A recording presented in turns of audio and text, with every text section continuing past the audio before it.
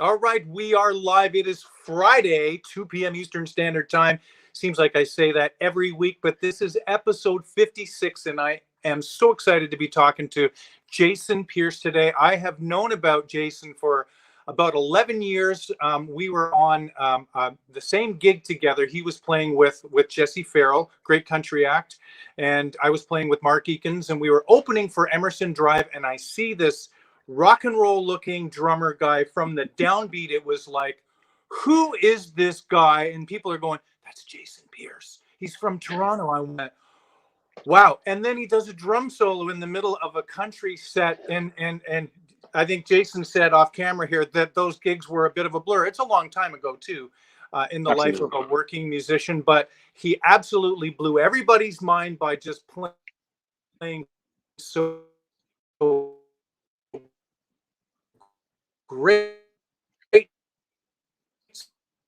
So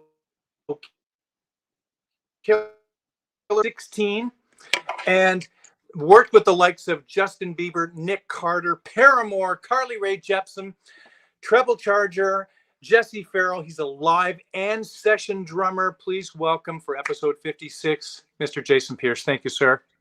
Oh, thanks for having me. It's an absolute pleasure to speak with you again. Cool, man. This has been quite the year. What have you been doing since March of last year when our live work was shut down? Oh man, I've been sitting in this house like most people. Luckily, I have my own studio, and the rest of the guys in Our Lady Peace all have their own studios as well. So we were able to do a new record completely remote. Wow. Which, it was crazy. Like the challenges of actually trying to find energy and inspiration off of each other when half the band's in Los Angeles. It's a whole different thing. Wow. So how was the writing process when were you involved in the writing process? Because that you definitely need some feedback when you're playing parts. So how did that work? Actually, Dave brought me in as like one of the main writers in the band, which is such an honor to be part of like Our Lady Peace in general, but to be writing for the band and with the band is a completely different thing. But for this record, basically we would submit our demos into like the group folder, we would sort through them, and then we would pick the ones we'd want to work on. And then after that, we would demo them as a band and then present them to the producer. So it was like a bit more of a drawn out process than usual. Yeah, it would have been. But, so how did you find the energy? As you were saying, you were looking for the energy and the inspiration. How did you guys find that? It was different. It was different this time. But when Duncan sends a bass line over and you can actually feel something from it instantly, that's that energy, it's still there. That's crazy. I assume you were a big fan of the band back in the day. Honest to God, they were one of my favorite bands. And they were the first band I ever paid a ticket and went and saw live. Wow. I know. They're one of the reasons, like, I practiced drums as a child. I played along to the records every day. So, like, it was completely serendipitous to actually be involved with these people. And it's wild to be able to call them brothers. What an amazing dream come true. I mean, they're a tremendously huge part of so many musicians, especially they feel like they're ours, you know what I mean? Because they're from here, they feel like they're ours, not unlike Rush and bands like that. It feels like a similar kind of thing. So I want to go back to the beginning. And when you said you're practicing drums as a child, how old were you when you started playing? I actually started when I was 4. I know. Wow. Yeah. I'm one of the lucky ones where like my parents were both in the industry. So my mom was a LD and my dad did live sound. Okay. So I got to, growing up, I got to sit behind some of my favorite drummers, like right behind the drum riser and watch them. That's how I cut my teeth on all of this. Wow. Who did you see? Oh, like everybody, like from like Double Treble to I got to see Tommy Clufetis from Ozzy Osbourne, but when he was playing with Mitch Ryder. Wow, that would have been really wild. that actually ties me into, that was the first experience with Gretsch drums. Oh, cool. Okay, we'll circle back around to We'll that. get to that. We'll get to That's that. unbelievable. Wow. And so, no, sorry, was it your mom or your dad that you were able to go see those shows because of? They were working together. So I Okay. would like, Oh, a lighting instead of director. having a babysitter, they'd just sit me behind the drummer.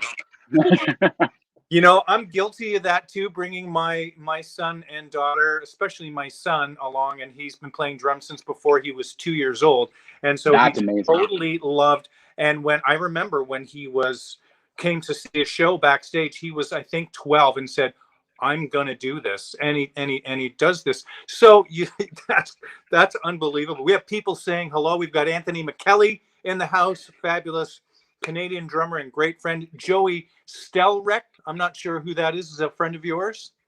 Well, maybe. Says, hi, Jason. Right. Hi. So, what other bands did you see when you were young, and who really impacted you? Oh man, so many. I got to miss my exams in high school because I was touring as backline tech for BB King. What a better way to miss exams than that, right? Absolutely.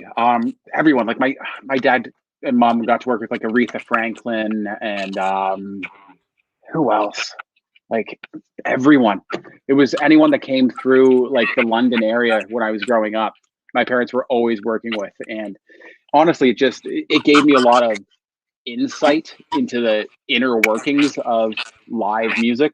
Right. And it really gave me the confidence to know that all those people that were up on that stage playing were just people like me. You know? That's the thing. If you don't see that up close, we tend to idolize like actors and musicians and athletes. But if you kind of saw the grind and the day to day and the human side of things, then Totally. it's not glamorous.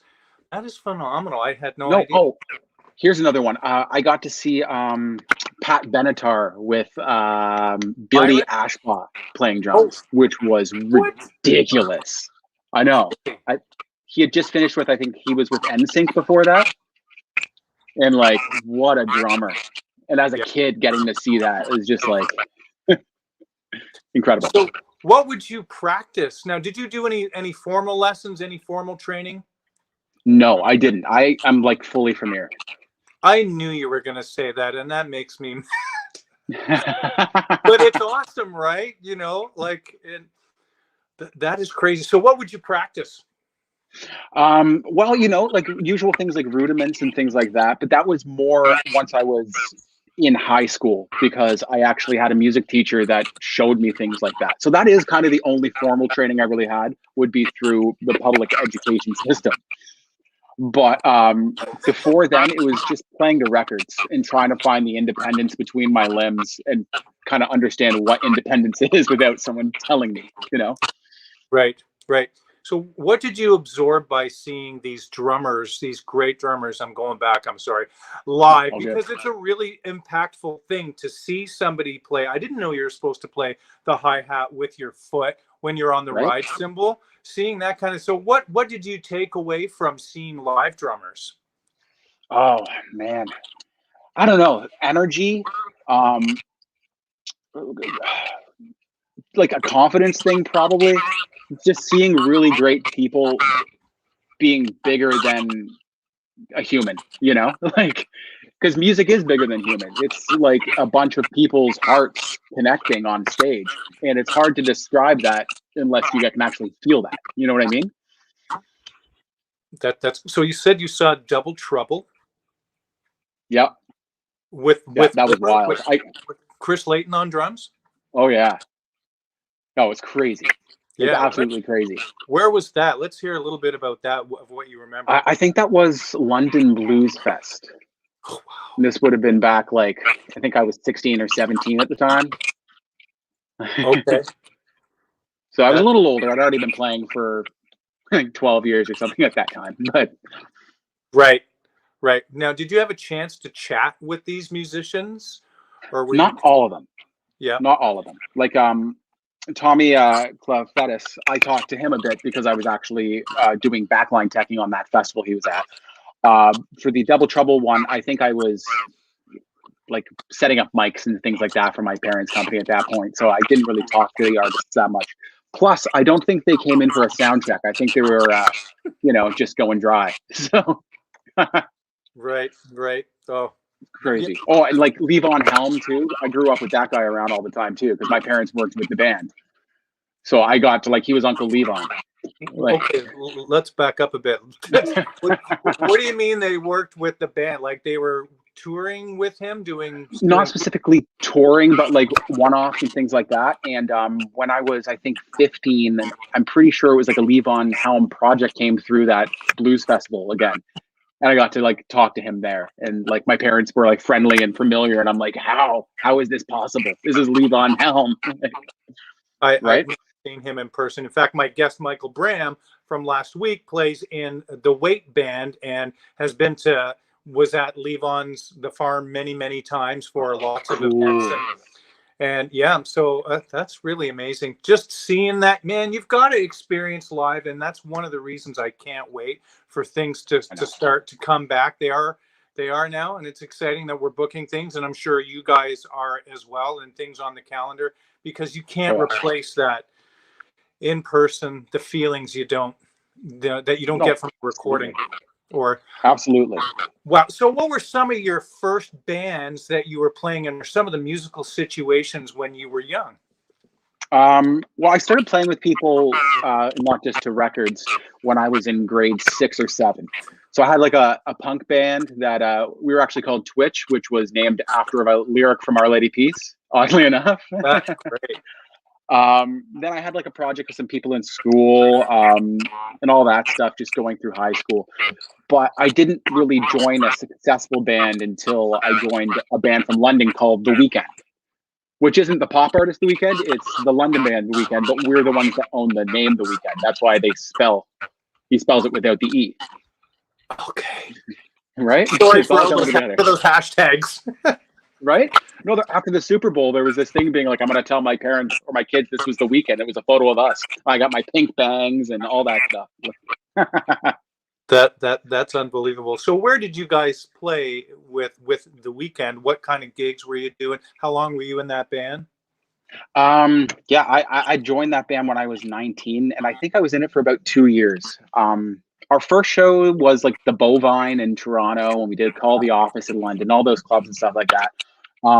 But we ended up signing a record deal with an Indonesian label, and the record got really popular. So my first actual tour was 40 or 50,000 seat stadiums over in Indonesia. We were on this huge festival, traveling festival called Sound Adrenaline. Oh, it was crazy. Absolutely crazy. Going from a club to being in a stadium, yeah, yes. It set the bar pretty high at that time. And then you eventually go back to playing clubs and playing, places, and you can't let your attitude get like this sucks now. We're playing to 60 people and nobody cares. We were just playing. Yeah, I know. It happens to everybody, right? 100%. You're playing a stadium, then the next day you're playing with the bar staff. Right. It's a good attitude check. That's so what did you find different besides the size of the venue? As a skill as a musician, what was different going from playing in a club to playing in a large venue on a multi-act kind of event? Well, I think it kind of brought to the forefront the fact that as a musician, you want to entertain. And with a big room, you have to kind of play to the back of the room. But at the same point, not forget about, the other 30,000 people in front of you. So translating back to a club setting, you kind of pull that information with you. And instead of being I'm playing to the first 5 rows of the club, you're now thinking of the people at the back. Right. It totally translates, but at the same point, it's just a completely different world because you have to play differently in a club than you would in a stadium, dynamically and things like that. Right. Which is, a huge thing because, even back then I used to hit completely differently. So it was a challenge for me to go from playing a massive room to playing a tiny club again in that regard. Right. And you see videos of Liberty DeVito with Billy Joel or Kenny Aronoff and they're playing those big strokes. But then you see them in a clinic situation, and even though they're doing that motion, they're not really slamming it. It is to make it look, because it can be boring if the drummer is just playing, 100%. Weckl says that he looks boring when he plays. I'm like, I wish I looked that boring when Right. But so who were your drum heroes growing up? Oh, number one for me has always been Josh Freese. I've been a huge Freese fan since I was a kid. When I saw the video for Judith by Perfect Circle for the first time, like my mind just blew. And he does this like lick in it that's what is this, like 3/4, but it's a total like Rush thing in that song. Yeah. And I didn't hear it from Rush. I heard it from Perfect Circle first. So when I heard it on Rush Records, I was just like, wait a second, Freese. Like, do you know Russ Fairley, Toronto area drummer, videographer? I know the name. That's Josh and Jason's cousin. So really, yeah, it's kind of neat. So he talks to Jason Freese all the time, and he talks to Josh as well. Josh is a drum hero of mine too. Holy smokes, an absolute monster. He's a great blend. Actually, now that I think of it, you guys are similar in terms of the intensity and the rockiness, but with some finesse, and you can play a lot of different styles and things. So besides Josh, who else were you into? Kenny Aronoff. He was one of my huge ones as a kid. I really wanted to get into the session scene when I was younger. That was one of my big goals. So all those guys that were king of that just became like my forefront. Besides that, like, John Bonham, he's number one for everybody. Like, no one plays like him. Like, right. Newer drummers, Aaron Gillespie, 100%. I love his playing. I was more into him when I was a bit younger because he's just got this intensity of an aggressiveness to the way he plays, and I really wanted to be able to play like that. But as I got older and started playing more dynamic music and more dynamic gigs, I ended up completely changing how I played. So, I'm not as much into that anymore. Also, I had to change how I played because of my age, and like my wrists just wouldn't be able to stand what I used to be able to do. Like, yes, wait till you get to be in your 50s and need to want to have longevity. That's very smart that you're thinking of that stuff when you're young, because a lot of people they don't. Because you can have a long career if you take care of yourself. Exactly. And I've had it, like before my first show with Paramore, I like twisted my wrist like before I had to get on a flight over to Europe, and the whole flight I was just being like, am I going to be able to play this show? Like I can't move my hand properly right now. Like, and it was kind of a reoccurring thing that happened, and it was from my technique. Okay. Because I was hitting him properly 100%. I was going through bottom snare drum heads. Wow. I was hitting it so hard. I was cracking ride cymbals. Like, yeah, I know. I haven't cracked a cymbal in years now. But like back then, it was kind of just what I thought drumming should be, which again goes back to that Aaron Gillespie school of being like over the top, powerful, aggressive. It's total Dave Grohl too, that type of drumming. Right. And Travis Barker as well, playing totally very hard and looking like. But I love watching Jojo Mayer play, and he says, I haven't broken a stick or cracked a cymbal in years because there's a relaxation at impact, a relaxation through the whole thing. That's good that you figured it out now. So what is different about your technique? Is it just the power, or is it the grip, or what did you change? I used to play more with my wrists than my arms, and now I play with my fingers. Right. Like, and I think personally, I couldn't get the tone I get now playing how I used to. Yeah. Like, it's all about controlling this, and it's the same on any other instrument. It's the same when you're dealing with, analog rack gear. Everything's in your fingers, and as soon as you kind of click like that, you realize, oh my God, I've been doing this wrong for so long. Like, how was I so successful doing it so wrong? Right. Oh, like a lot of musicians were, that's for sure.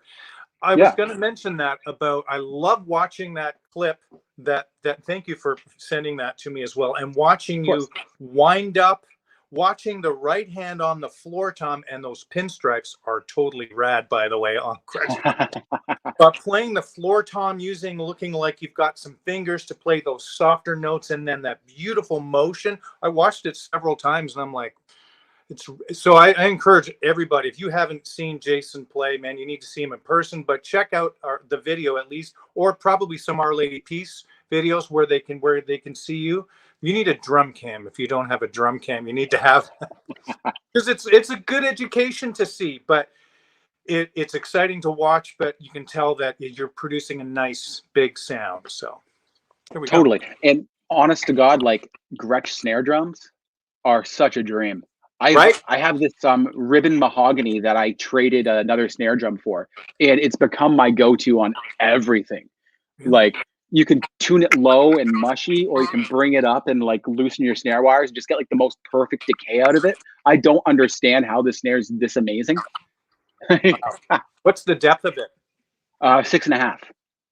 Those are magic, man. I tell you. Yeah, absolutely. That, and I recently got one of the black copper snares as well, which I used all over the new OLP record. And that thing is just like, it records like a dream. I haven't like had to do anything to the drums, like even EQ or compression. It's just like there. Like, really? Yeah, man. That is insane. Our friend Andy DeCoulis is tuning in, said, you guys are great. Andy, thank you so much for everything. You're such a great ambassador for B&J Music, and thank you so much for everything that you've done for both of us. And a monster musician. Have you seen Andy play guitar? It's I haven't seen it. It's in his fingers, boy. Let me tell you, an absolutely stellar musician and a great human. So thanks for tuning in.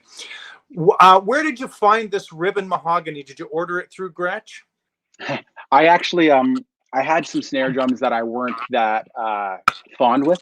I still do. I have a couple of them on my shelf over there that I'm kind of like, yep. They're not Gretsch ones. I'm not gonna say what brand, but I ended up trading through, I think it was like Kijiji or something, and it was right at the beginning of the pandemic. So like, I'm like, should I wear a mask right now as I meet this guy? All that stuff's going through my head.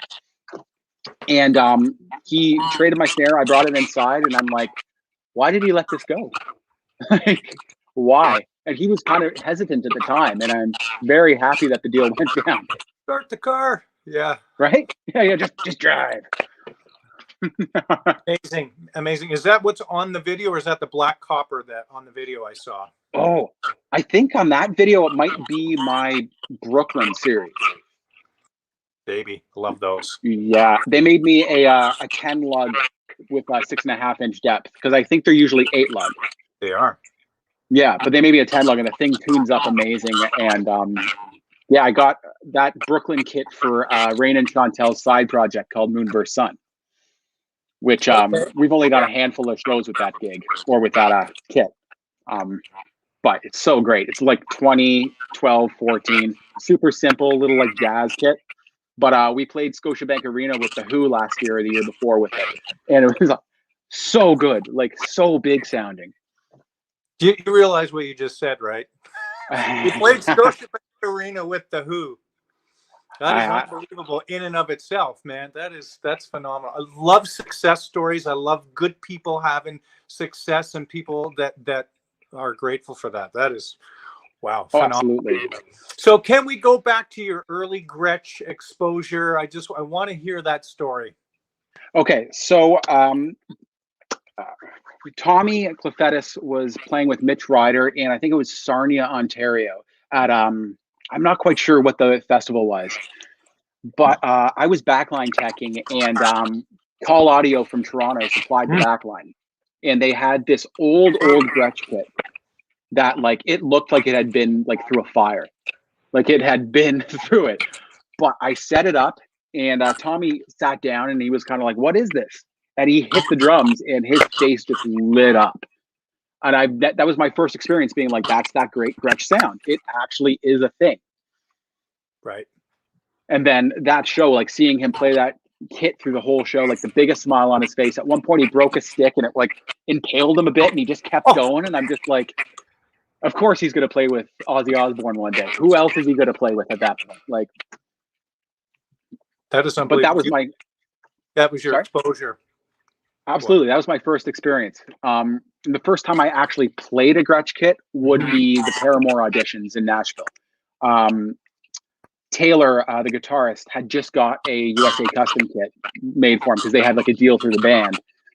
And I got to play it during the audition. And in my in-ears, I was just like, how is this so warm? I'm just like, oh, there it is again. Like, I know it's a common thing. And out of the 56 different folks that I've chatted with now, it's been a similar story. It's either been, this is what my sound has always been, or the light bulb came on and went, what's going, why are these warm and why do they fit in and with every musical situation, and they're easy to tune and they're versatile. Man, oh man, that's phenomenal. Do you remember what the sizes were of the kit with Tommy?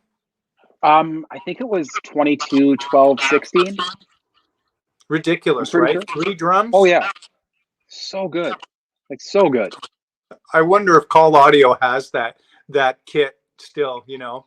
I think they might. One of our guitar techs, a guy named James Forsyth, worked for Call Audio, and he's actually talked about that kit before. And I'm just like, you know, the drum kit, like the magic drum kit. And he's like, yeah, it's actually a thing. Like people come in and request that kit specifically. Well, I'm like, that makes sense. It's like it has a thing and it has its own like history at this point. Man, that's phenomenal.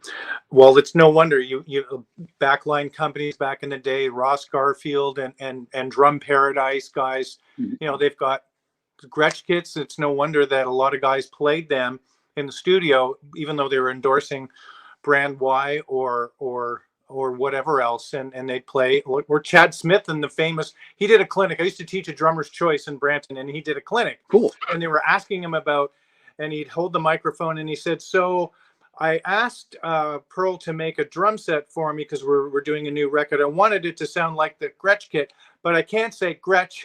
Somebody kept saying Gretsch. It was really fun. Yeah. That's so. Let's talk about your career. Did you have a set goal in your mind? Did you write it down saying, I want to play with some signed artists, some main artists? How did things work for you? Because sometimes we float through life and, oh, this is a good gig, but you know, we don't really have a direction. Did you have a direction that was conscious, or was it something that was subconscious for you?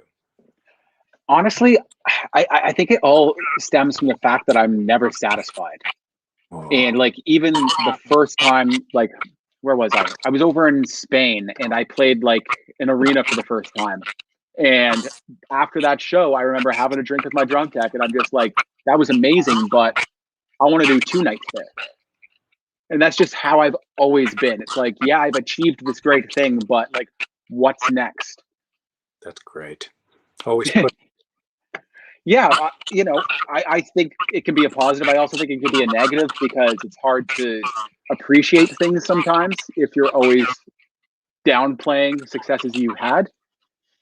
You know? Yeah, I see that too. But at the same point, it's kept me hungry for my whole life, you know, and being able to jump from band to band when I was a hired drummer and knowing when to kind of jump ship was a big thing too.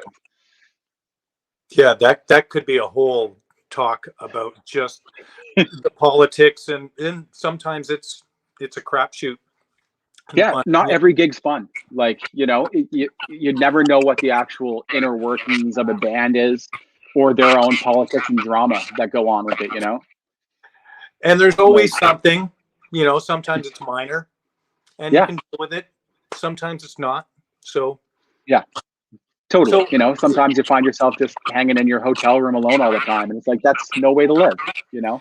No, I agree. No, I mean, you have one life and one career, and you want to make the best. Hopefully you make the right decisions, but it sounds like you follow from an internal or a vision that you have for yourself, and you rely on instincts from the sounds of it, and maybe we'll weigh out the pros and cons. And that's cool. Who were some of the first big auditions that you, who were some of the acts that you auditioned for? Were there any that you didn't get, and which ones did you get? Wow. Yeah, my first big audition I didn't get. I was 21 and I flew down to Los Angeles and tried out for Avril Lavigne's band. Cool. Yeah, it was when Rodney Howard got the gig, who's an amazing drummer. But at the time, I kind of looked like I played in Sum 41. So I think that was kind of not what she wanted, because her old band kind of looked like that. And she, I think, wanted to grow up her image at that point. But that's another one of those things. And that's something I took away from it, being like, it's not necessarily your playing. It's not necessarily the person you are. It can literally come down to the fact that you have a tattoo on your arm and they want clean cut, or that your hair is black and you look too punky compared to what the image of the record is, or anything like that. So it's like trying not to take things so personally, you know? So what was that audition like? First of all, how did you hear about it? Because that's what a lot of drummers will want to know, or musicians want to know. How do you hear about these gigs? How do you hear about those kinds of gigs? Well, that one I was actually put in by a guy named Mike Turner. Again, small world. He was the guitarist in Our Lady Peace, the oldest guitarist. Yeah, okay. He had a studio in Toronto, and it was called Pocket Studios. And I did session work out of there. So I ended up getting this relationship with Mike. And then when this opportunity came in, in Los Angeles, my name was put into the hat. And it was a bit of a cattle call. There was a lot of people there. I know Kenny Aronoff actually tried out for the gig as well. And I was sitting next to a guy named Jeremy Colson, who's Steve Vai's drummer, as I was waiting to go in, just like little Jason shaking in his boots. But it was a great experience. We played through, I think, Don't Tell Me and Happy Ending. It was that record cycle, which was crazy just to get to play those songs. But yeah, it was terrifying at the same point. But was she there singing? No, she actually had a stand-in for that one. Here's another good audition story for you, though. Another one that I went for and I didn't get was Lady Gaga. Wow. And that was one of the most intensely terrifying auditions of my life. They wouldn't say any specific material to learn. All they said was prepare something to play for us. And I was the first person to audition, and it was in front of an auditorium full of the top drummers in the world. And as I get up on the drum riser, they're like, "You're going to play Paparazzi, the backing tracks." And I'm like, "I don't know this song." It was terrifying. Crazy.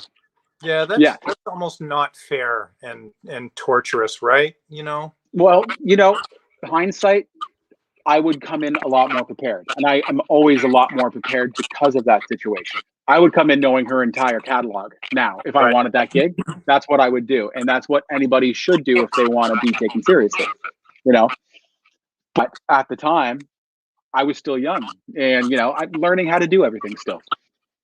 So all those things meant that later on when I got other auditions, I could come in more prepared.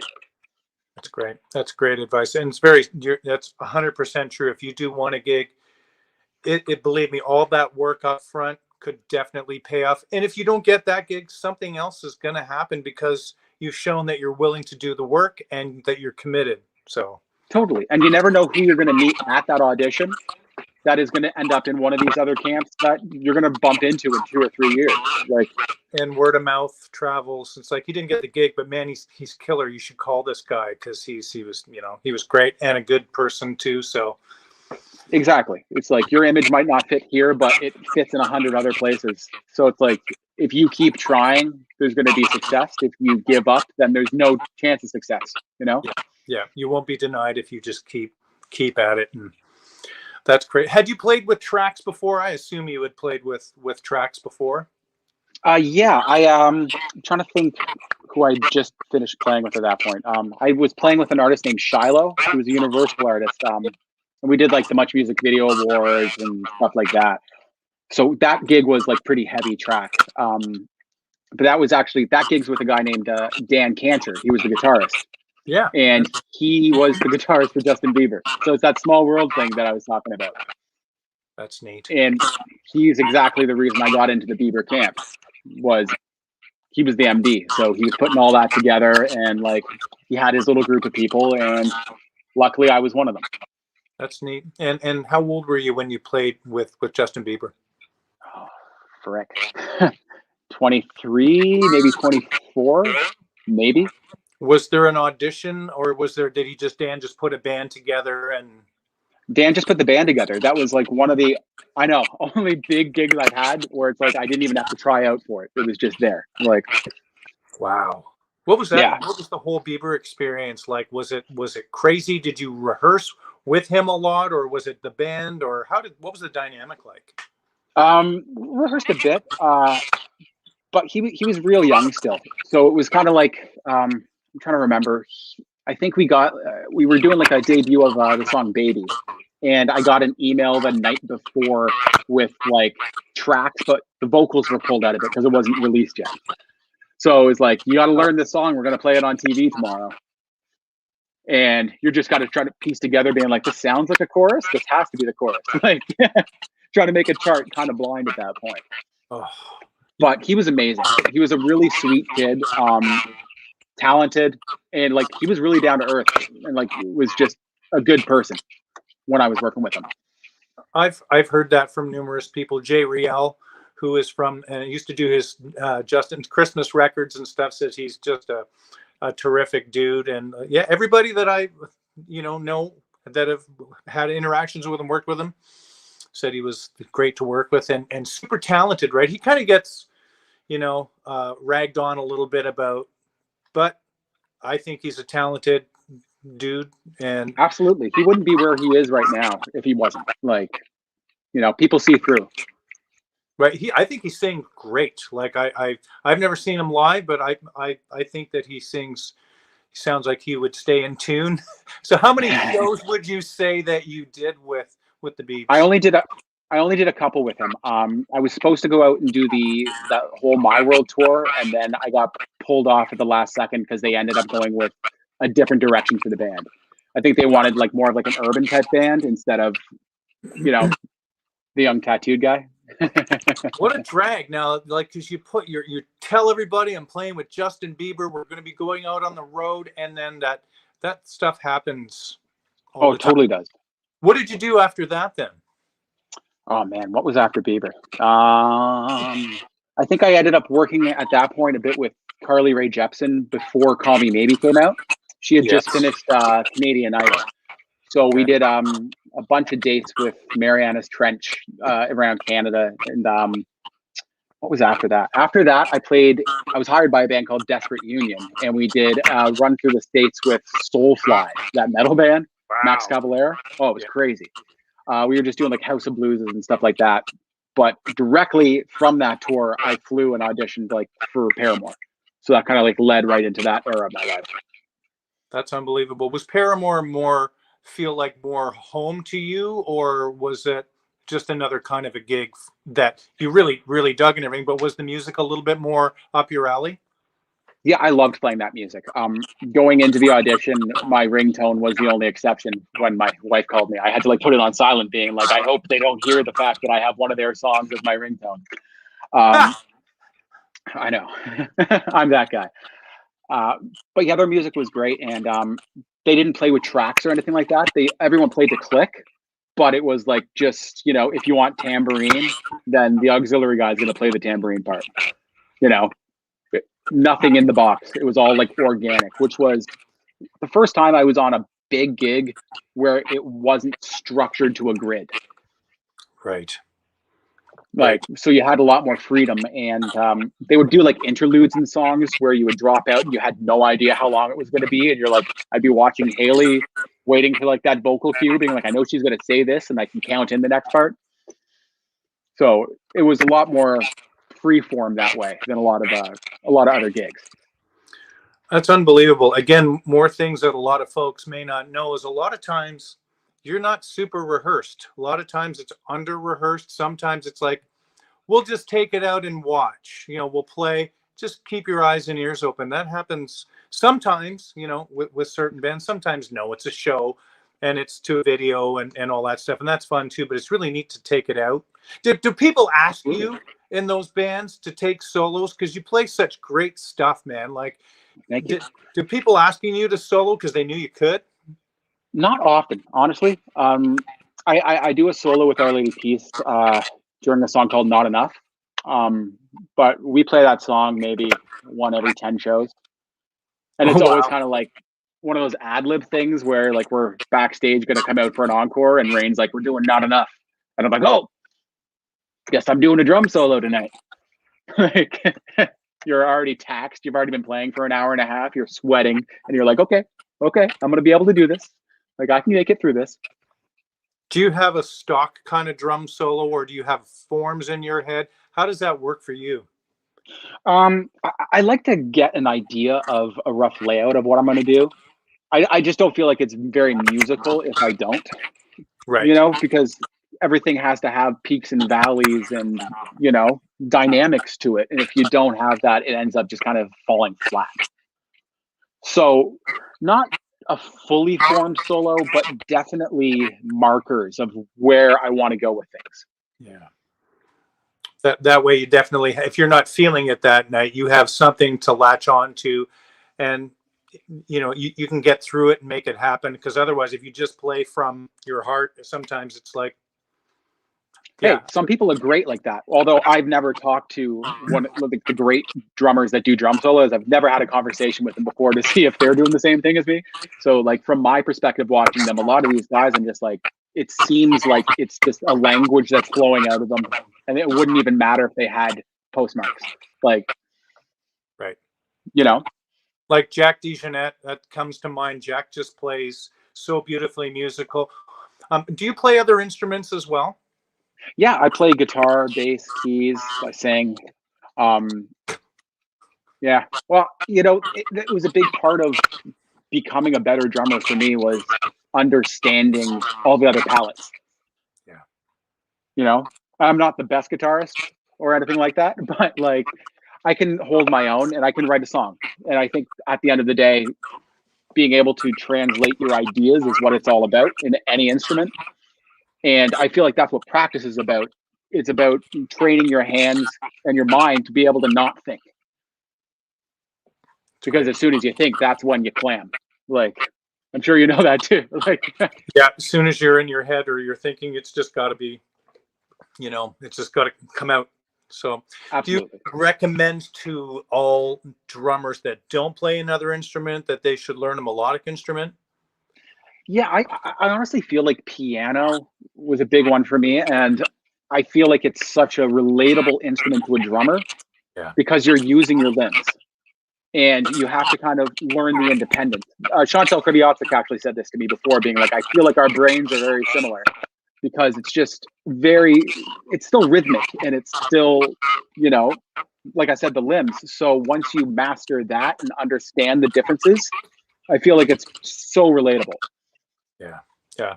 That and it helps you as a drummer to, first of all, not just be the dumb drummer that doesn't know the difference between, an A minor and another chord or whatever, or just so that you can speak that melodic language to a degree.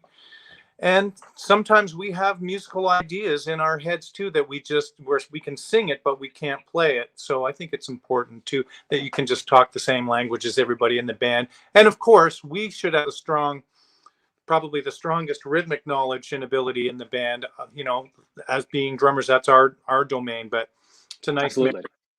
That's a really nice marriage. So I've got Nick Carter on here as one of the artists that you played with. What was the Nick Carter experience like?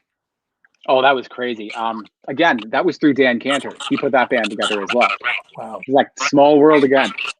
But Nick was amazing. We got to play like I Want It That Way and Shape of My Heart and all these like classic Backstreet Boys songs, which was so wild. It like brought me back to being in grade 7, eating chips and drinking pop, at a little grade 7 party. It's totally serendipitous again to like have that type of memory with these songs and then be recreating them. That's incredible. Yeah, what a cool experience. Is there anybody else that we haven't talked about that you'd like that you've played with? Well, we'll talk a little bit about Chantal. I feel like she has taught me a lot as a musician. mostly she's given me the confidence to be able to like listen to a song once and play it. Like we were doing David Suzuki's birthday party in Toronto a couple years ago, Awesome. and she had just finished recording a song called Hard Sail, which is actually the title track of her last record. But we weren't supposed to play that song. I'd never heard the song before. And we're walking to the stage and she holds up her phone. She's like, listen to this, guys. We're playing this tonight. And it was literally not even time to chart it. Just be like, okay, it's like A, B, A, B, C, B, B, outro. I can do this. And that's because of her. She's taught me to be able to have the confidence to be like, song structures are usually pretty much readable, you know? And as long as you can kind of pinpoint rhythms and like breaks and things like that, you can, you know, to use an analogy, you can paint. You can get through the song and you can actually make it something valuable to the audience. That's incredible. Wow. How do you chart your tunes? Do you write out drum beats or sections or bars? How do you write out your charts? I used to like do full notation. My charts were way too long and it would take too much to read. Right. Now I just like, you know, a verse, I'll put a V and I'll put the amount of bars under it. And if there's like certain patterns happening in the bass or anything like that, I'll write out those rhythms. That way I know what's going to happen because I can't remember everything. But besides that, I try not to chart actual notation because I just feel like it takes me out of the moment too much. I agree. That's why I think the Nashville number system is great for a lot of folks because it gives you the Absolutely. whole bird's eye view of the song. One sheet, everybody in the band can use that. Takes a little bit of getting used to, but Jim Riley from Rascal Flatts has a terrific book about that, teaching the Nashville number system, and he sings on it, of course. He's Awesome. such talented, but I really like that, and like so that's just an alternative way to write charts if folks are wondering using. I like to do what you do, and I still will write out full scores of stuff just because I have time now. But if I want to turn a tune out, I've done that with many bands. We run it and I'm like, hang on, and then we play it. They're like, how did you learn that? It's pop or rock stuff, so it's pretty, you know, we're not playing Chick Corea tunes. So no, exactly. Like, yeah, it's usually based around a few rhythms. Like that's just rock and roll, you know, like you don't listen to a AC/DC record for polyrhythms. Like no, it's funny. I used to just kind of stick my nose up at Phil Rudd's playing, and as I've gotten older over the last 20 years or so, I'm like, he was genius, man. He plays so beautifully. Oh, and they probably didn't cut that with a click back in the day, those tunes, and man, that tempo doesn't sound like it moves much. So right, some of them anyway. Yeah, and just consistency in his like his note placement and his tone. It's like beautiful. There's so much to be said for someone that can play beautifully simple. And I'll take that over chopped any day, personally. Yeah, you're gonna work. You're gonna, and if that's true to your identity too, man, I like that a lot. So let's talk about some Gretsch drums. What Gretsch drums do you have, and how did your relationship begin with them?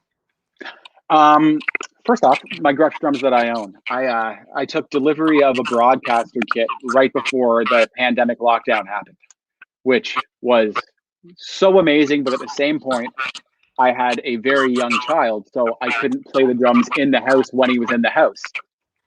And there was the whole, like, don't leave the house except for, you know, essential things. So my wife couldn't take my kid for a drive and let me play drums. So I was set on my V drum kit, which is amazing. I still love my V drums, but for a period of time, I never even got to like touch my brand new broadcaster kit. That sucked a little. Yeah. But that said, I got to use it on the whole new Our Lady Peace record. All of the drums were tracked here because we had to do it remote. So I got to use my broadcasters on it. I have 24, 13, 16, 18 in Mardi Gras, which I know not many people have that finish. That kit's just like ridiculous. With OLP, I play a USA custom kit. I think it's in silver. What's it called? Silver Mist. It's like a silver metallic gloss. absolutely gorgeous. Again, 24, 13, 16, 18. Those have kind of been my go-to for years. And then I have my Brooklyn kit that I use with Moonburst Sun, which I said is 20, 12, 14. Those are my three main kits that I have right now. What differences do you notice between the three USA made drums? What do you mean between like the actual, like the three kits? Like the broadcaster line versus USA versus Brooklyn. What is different to you? I find the Brooklyns have a bit more of a attack, whereas the broadcasters are the complete opposite of that. They're so like just warm. You can't make them sound harsh if you try. They're just there. And then I'm going to say the USA Customs to me are middle of the road between the two. It's kind of the perfect blend of having that attack still with the warmth, but you have almost a bit more decay with the USA Customs where the broadcasters speak and then disappear. Right. So I've been kind of toying with the idea of keeping the broadcaster kit home and not even never taking it out on the road. Just like, can I actually keep a kit for myself for once? You know, like, but I would be so interested to see what the broadcasters sounded like on a stage. Yeah. Because I've never had that experience. I've only had my USA Customs and Brooklyns for that. I've never played a broadcaster kit yet. I haven't. They're gorgeous. I must definitely. Is it a 24 by 14? Yeah. Crazy, right? I know. And I've been running like the largest hole that Remo makes. What are they called? Totally forget the name of it. Like the decal that you put on and you cut the hole. Yeah. Do you know what I'm talking about? Yeah. I've been using like called either. I've been using the like huge one that I know like Lars Ulrich always does and things like that. And I was like, is it going to be like too metal? Is it going to be anything like that? But with a 421 and like a low freak sub kick in front, you get your attack and you get your actual like boom, but it's controlled. So again, you don't have to do anything to it. It's like, there's your bass drum sound. Just there. It's incredible, man. That really speaks volumes of just that great Gretsch sound across the board, you know, like from the 100%. USA Customs, because of the die-cast hoops, you get that focused sound that's got that twang and that throatiness to them, to the more open, maybe more vintagey sound, warm sound of broadcasters. And then those Brooklyns, man, they speak. I had a set of those here last year for about 3 months. My friend loaned them to me. What a great friend. They're crazy. They're just that bass drum, unbelievable bass drum. Yeah, that is a big thing with the Brooklyns, actually. The bass drum is one of the favorites I own. Like, I don't even understand how it sounds that good. Like, especially for like a 20-inch, there's so much low end and body on it. Yeah. And there's a note to it, which you don't get from a lot of other drum manufacturers, like that actual note. So they're beautiful. Even without a front head on it, the Brooklyn kick is ridiculous. Wow. Like super dried out. It's just like, what can't you do with those drums? Wow. Yeah, I'll be curious to see if you decide to take the broadcasters out. I'll be keeping an eye, man, to see where you are and what you're bringing out. That'd be really, really neat to see. So, oh man. So, do you have what I wanted to ask some valuable input, things that you've learned from your journey, and what can you impart? Let's say two things. What you can impart to drummers who are inspired by you, inspired to play music. What two things have you learned along your journey that you would like to impart to them? I'm going to say, do your homework. That's, you're never going to be able to make waves if you don't have that behind you. And then the second thing would be just don't give up, because anybody can give up and anybody can honestly work their butt off and get a good gig. But it's just a matter of, having the perseverance and again, the confidence to know that, if I keep pushing at this wall, it's going to move.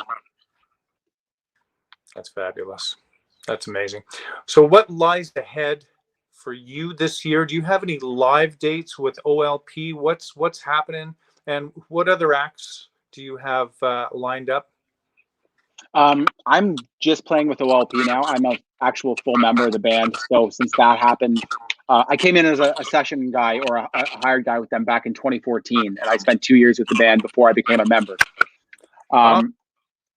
Then yeah, so I'm just doing OLP stuff mostly. I know there's some Moon vs. Sun stuff coming up in the fall. I'm not sure if I'm doing it with them yet, but I know that OLP, we have dates. I think the next one that's announced is August 29th. Besides that, we have a single dropping on the 25th of this month called "Stop Making Stupid People Famous."